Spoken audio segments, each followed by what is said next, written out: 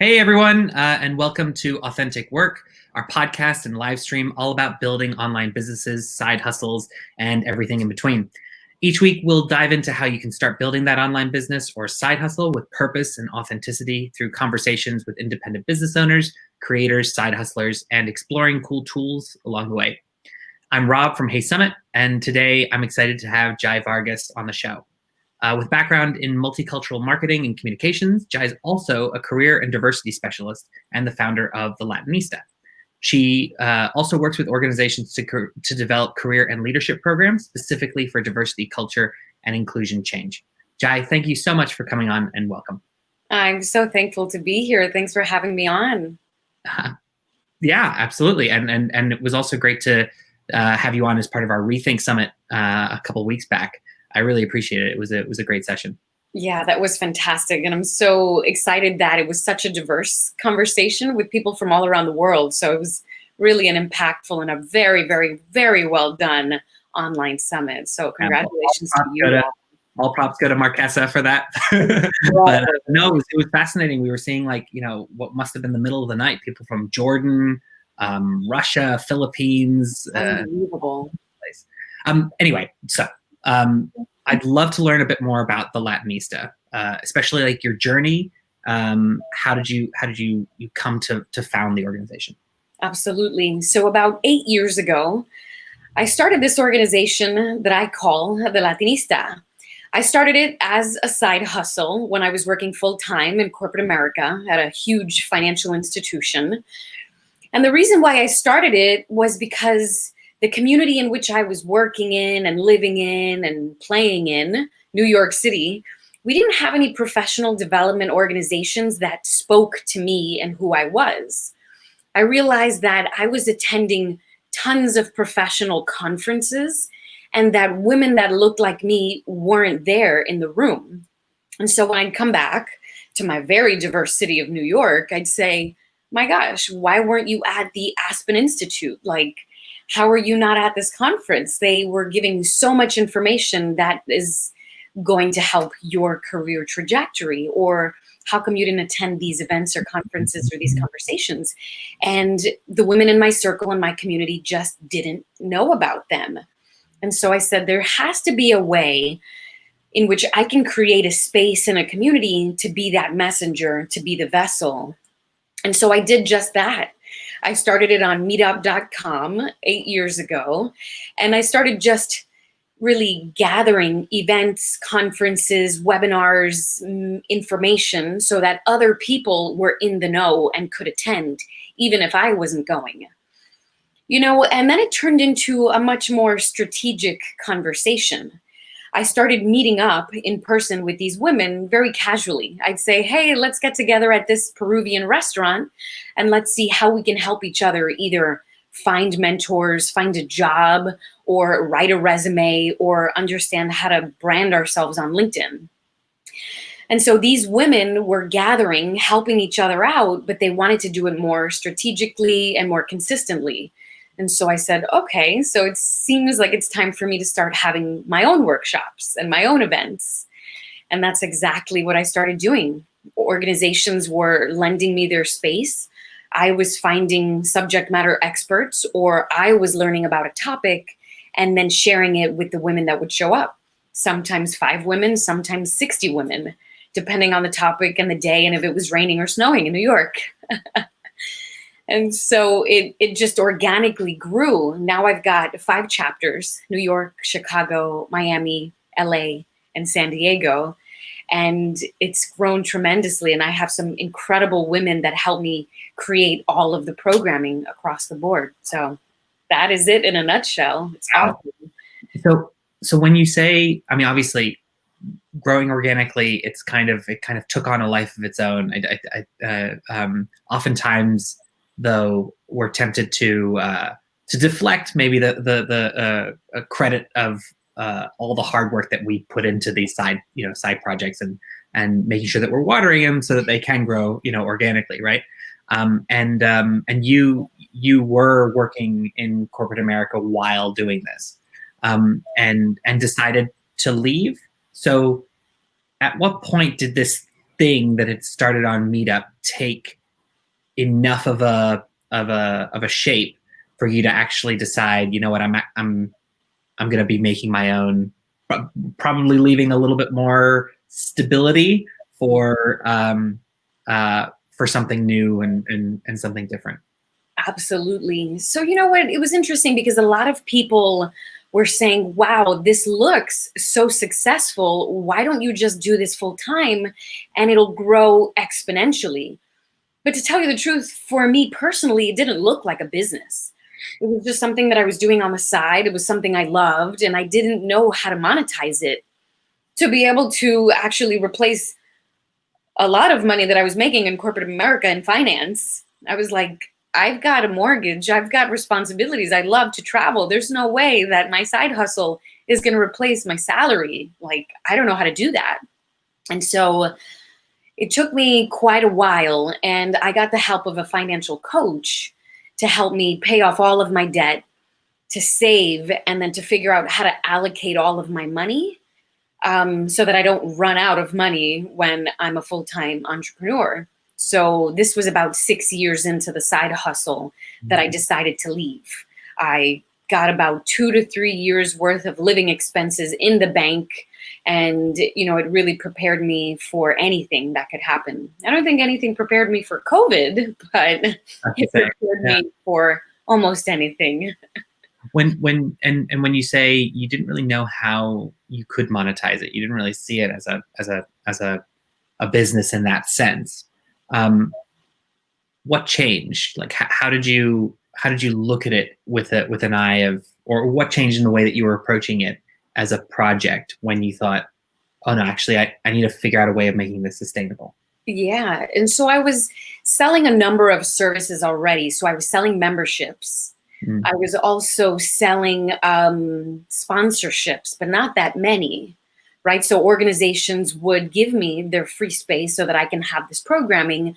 And then I was also getting caterers to give me food. And then I was also getting subject matter experts to donate their time. I was giving them some compensation because I completely am for paying people for their talents and their time. And so that was coming out of my budget as well. I think the thing that changed was me saying, if I took more time to dedicate to this, build an actual business strategy and structure, then I can dedicate more time to saying, okay, X sponsor, this is why I'm asking for $3,000, because you're actually going to be able to recruit from the organization that I'm building. And here's the ROI. It was really difficult for me to focus so much so on those things that I was selling while I was working, you know, sometimes 12-hour days in corporate America, and then doing this at night and on the weekend.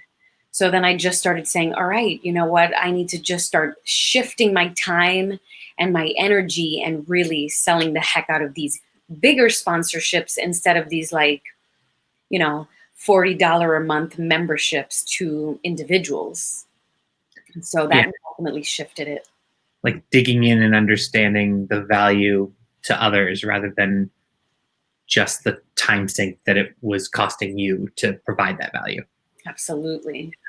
So, I mean, often the drive and the passion about a particular cause, issue, or interest is what prompts people to start businesses.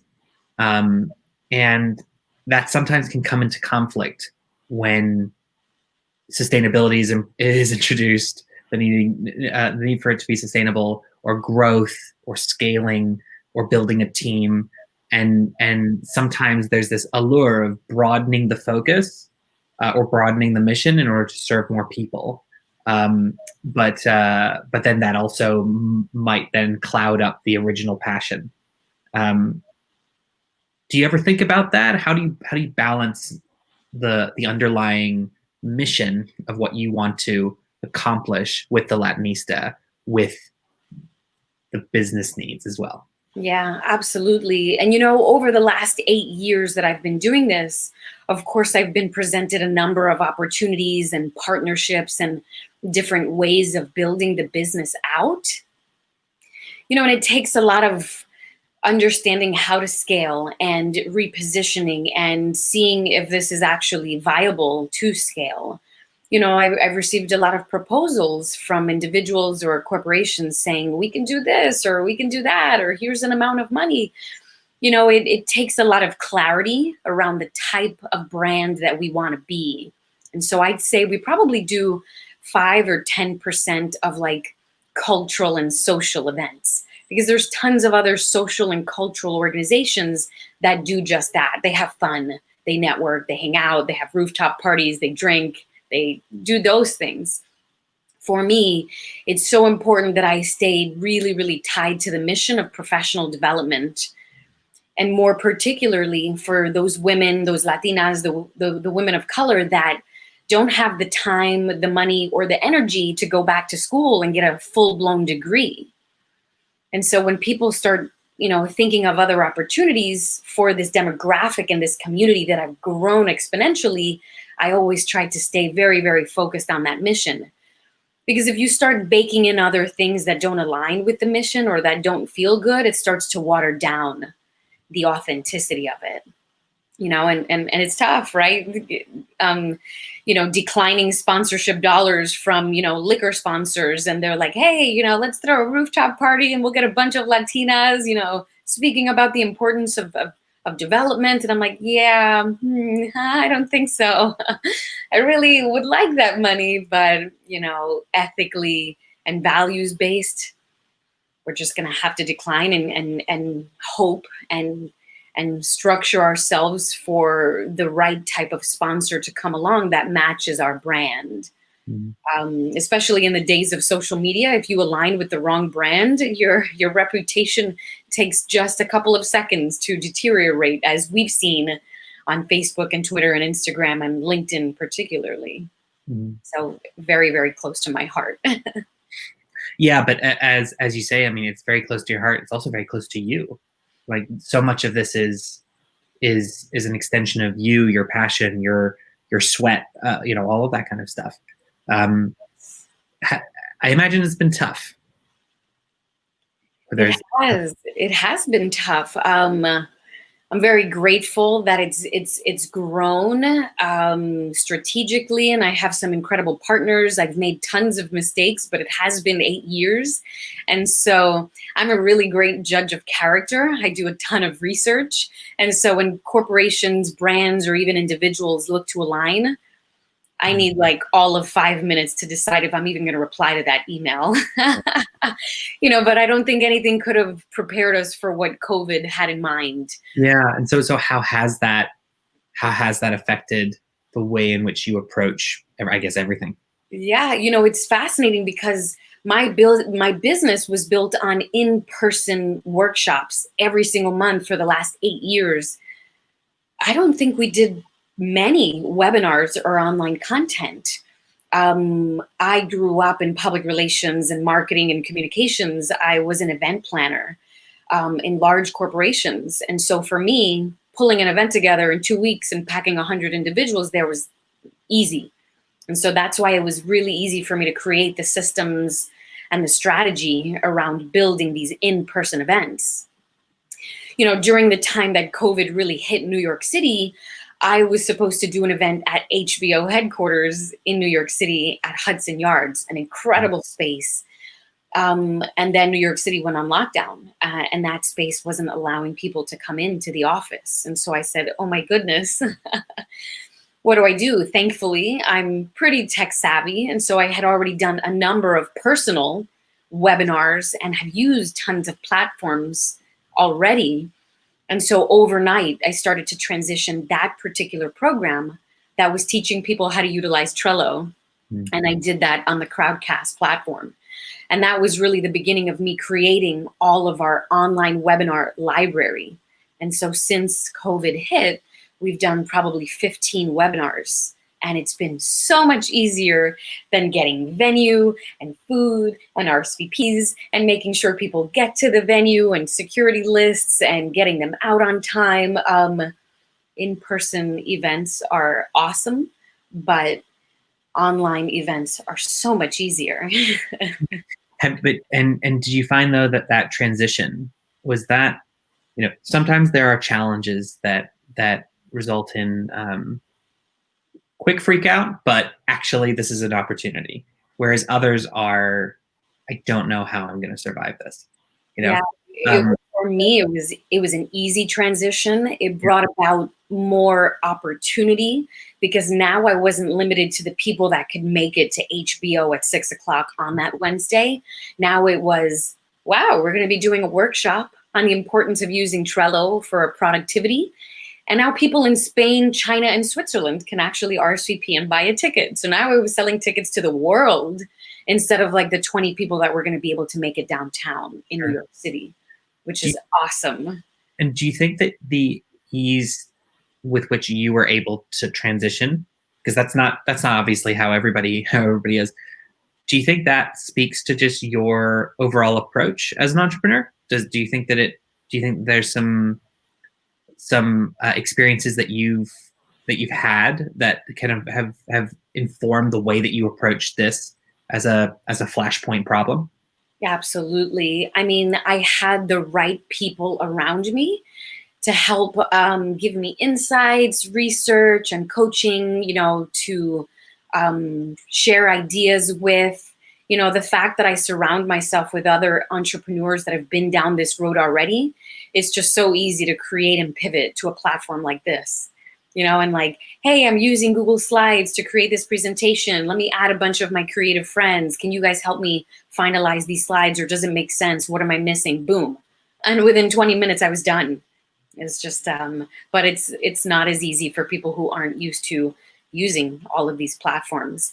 Okay. And also not as easy for people who have some roadblocks, right? Who don't understand their value or believe in themselves or haven't seen the opportunity that this has brought to themselves. And so I'm just a very brave and courageous person that has the right people around them that I'm like, oh, I can do this, no sweat. And if 5 people show up, great. Still doing this, forging ahead. I need graphics, open up Canva, done. What's next? Even if I stayed up till 3 a.m, it was getting done. Mm-hmm. Totally. And speaking of roadblocks and internal challenges, and being a force of nature, obviously, someone who is an entrepreneur and is running their own business, it can get very lonely at times. And there's I think a lot of people who are considering starting out their own business. That pressure then leads to maybe accidental perfectionism of saying, well, if I'm going to do this, I better do it amazingly right the first time, and I need to know everything that I need to know before I get started. And that can result in you're not actually a perfect person. Yeah, right. So how has it gotten lonely, and what do you do to approach that? No and yes. No, because I've always been a networker, so I thrive on having hundreds of people around me every single day for the last 15 years in hosting and attending networking events. So I knew the right people to connect with to help me be successful in the work that I was doing. But yes, it was lonely in the fact that now as a full-time entrepreneur, I was crunching my own accounting numbers by myself. I was building, my presentation decks. I was negotiating pitches. I was on these calls with these executives from like biopharmaceutical organizations. And I was like, oh my God, who do I have in my network that I can depend on that can help me through these conversations? So it was lonely in that sense because some of those things I have to do for myself because they're in my brain and they're very personal, and nobody else knows how I'm going to craft this pitch and sell it and my experience.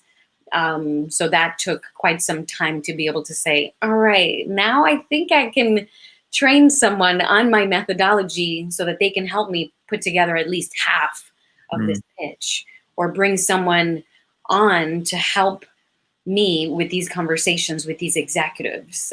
So it was lonely in that sense, where I was like, oh my God, this is either going to go really wrong and I'm going to learn something from it, or this is going to be awesome. And then I'll figure out what the next step is. Yeah. I mean, you have to be willing to kind of give something up to allow someone else in, right? But at the same time, you need to be confident in your own approach that you're kind of ready for that as well. Yeah, it's so important to understand every single aspect of your business before you can let someone else run it for you. I'm very cognizant of that. You know, as much as I wanted to hire a graphic designer right away to just do everything for me, it would have been really frustrating for me to need one little change on one of my graphics that I needed to do at 3 o'clock in the morning, and then I had to wait for someone to reply to me. No, I need to know how to jump into that Canva and change it right now at 3 a.m. I'm not going to depend on anybody to do anything for me, at least for now. Speaking of Canva, so just being a little nosy, love to understand a little bit more about, what is your personal operating system, right? What do you use to get stuff done? That might be tools like Canva. It might be processes. It might be ways of taking notes. Yeah.